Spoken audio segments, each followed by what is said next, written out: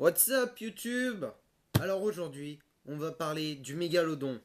Et le mégalodon, c'est un requin préhistorique du grand requin blanc, normalement disparu et éteint de l'espèce fossile Carcharodon mégalodon. Bienvenue dans un nouvel épisode d'Océania.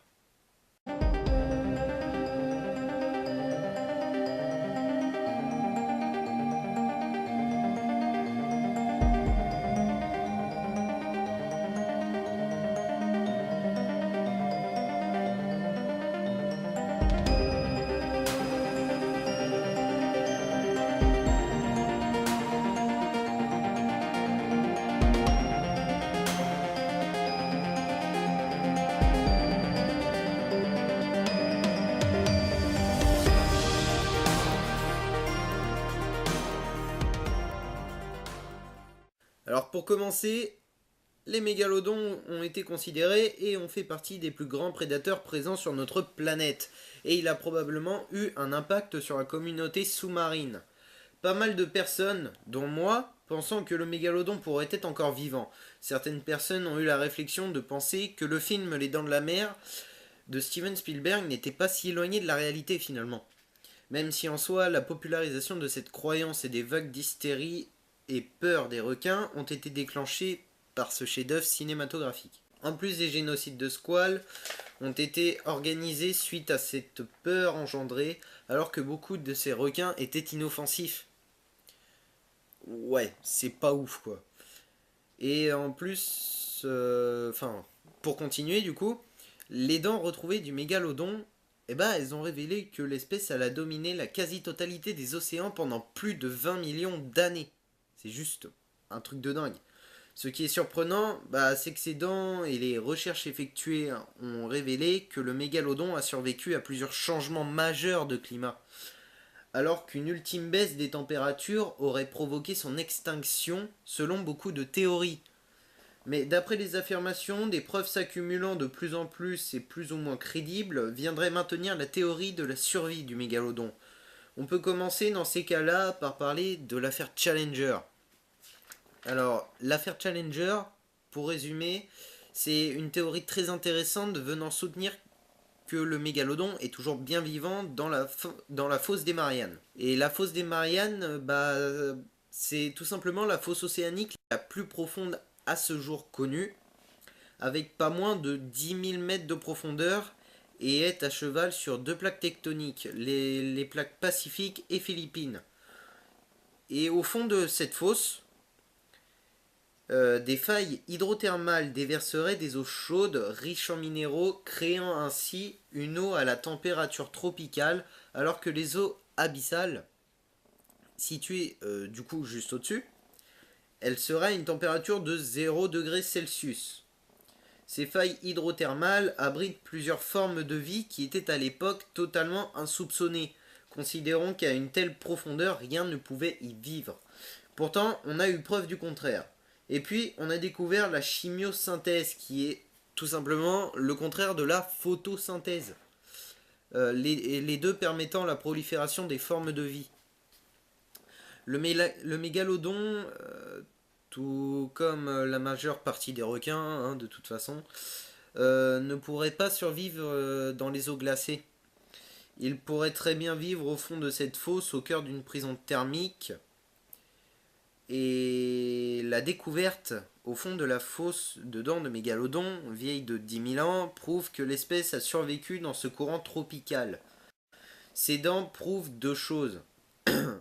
Il s'est à la fois adapté à la forte pression de l'eau et il s'est adapté aux proies disponibles dans les profondeurs. Il est donc possible que des mégalodons y résident, parce que nous ne connaissons pas réellement ces fosses et nous ne savons pas vraiment ce qui se cache dans la fosse des Mariannes. C'est véridique, nous connaissons plus de choses sur la surface de la Lune que des formes de vie dans l'océan. En effet, on ne connaît que 10% des reliefs marins. Ouais, c'est pas mal minime. Une théorie réside dans la survie du mégalodon entre 300 et 500 mètres. La thermocline, c'est la zone de transition entre les eaux de la surface et les eaux glacées des fonds. Elle serait approximativement comprise entre 200 et 1000 mètres de profondeur. Et la température et la luminosité chutent fortement dans cette zone. Donc le mégalodon pourrait y survivre de 300 à 500 mètres, ce qui pourrait justifier des apparitions à la surface. Car tout simplement, s'il vivait dans la fosse des Mariannes, il serait tué instantanément par la différence de température s'il essayait d'en sortir. On peut aussi parler rapidement de l'affaire de Port Stephen où plusieurs pêcheurs affirment avoir vu un requin énorme. En 1918, les pêcheurs de langoustes de Port Stephen en Australie, ils ont refusé de sortir pendant plusieurs semaines. Donc ils étaient vraiment choqués de ce qu'ils avaient vu.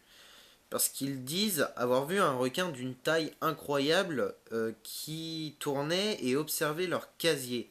Et le plus dingue, c'est qu'il a été vu par plusieurs pêcheurs et tous étaient terrorisés.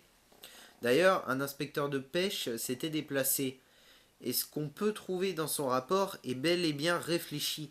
Voici à peu près ce que l'on peut y trouver. Bien qu'ils ne soient pas d'accord sur la taille de l'animal, il s'agit bien d'un requin. Tous ont déjà vu des grands blancs.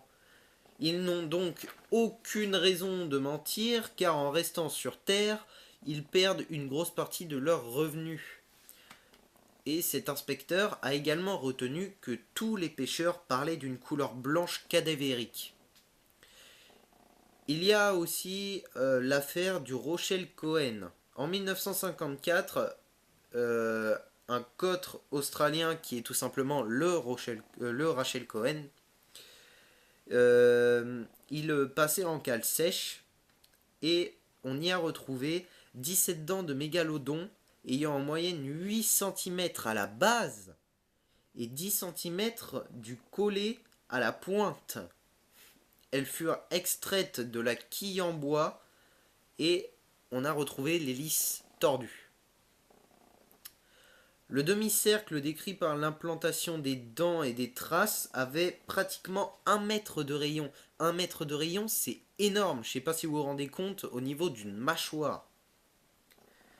Et le capitaine du Rochelle Cohen se souvenait d'un choc nocturne violent lors d'une tempête au large de Timor et il avait conclu à une collision avec de nombreux troncs d'arbres qui ont pour habitude de flotter dans cette mer. On peut aussi citer rapidement, et pour finir, qu'en 1995, le commandant Cousteau, il a vécu une expérience au large de Djibouti. Et pour ceux qui ne savent pas où c'est Djibouti, c'est tout simplement un pays en Afrique, il me semble, qui a pour principale langue le français et l'arabe. Voilà, pour vous resituer. Mais bref. Du coup, le commandant Cousteau, il avait plongé au large de Djibouti et il a plongé dans une cage à requins. Et juste après cette plongée, lorsque la cage est remontée, elle a été broyée. Voilà. Tout le monde a vu qu'elle avait été broyée et quand il est remonté, bah le commandant Cousteau n'a jamais révélé ce qu'il avait aperçu car cela devait sûrement, et je pense car c'était un homme réfléchi et qui a exploré le monde marin, mais voilà, vous vous rendez pas compte. Le commandant Cousteau, c'est juste waouh, c'est au-dessus, tu vois. Et du coup, je pense que s'il l'a pas révélé, c'est que l'humanité ne devait pas savoir ce qu'il avait vu.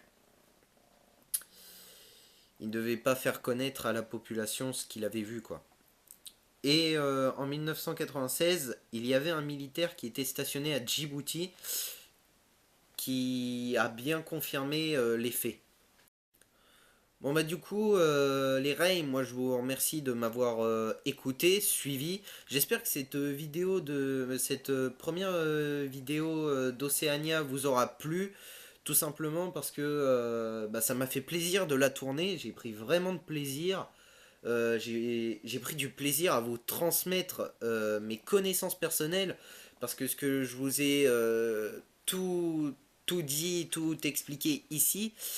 Ça vient tout simplement pour la grande part de ce que je vous ai cité, de mes connaissances personnelles, de ce que je connais, de ce que j'ai appris dans les documentaires que j'ai regardés sur le mégalodon, dans des livres sur les requins, sur des livres sur les légendes du requin et de son ancêtre le mégalodon. Et, euh, et voilà, je me suis inspiré au niveau des sources, pour ceux que ça intéresse, si vous voulez aller voir, de Wikipédia. J'ai été tirer des choses sur Wikipédia et sur requin.eu. Donc si ça intéresse des gens, moi je vous laisse aller taper ça sur la barre de recherche Google, d'aller voir, et puis dans tous les cas, je pense que je vais vous mettre les liens dans la description, donc ne vous en faites pas. Allez, moi je vous dis à la prochaine, merci de m'avoir suivi, et on se retrouve pour une prochaine vidéo d'ici 2-3 semaines. Ouais. Allez, ciao tout le monde.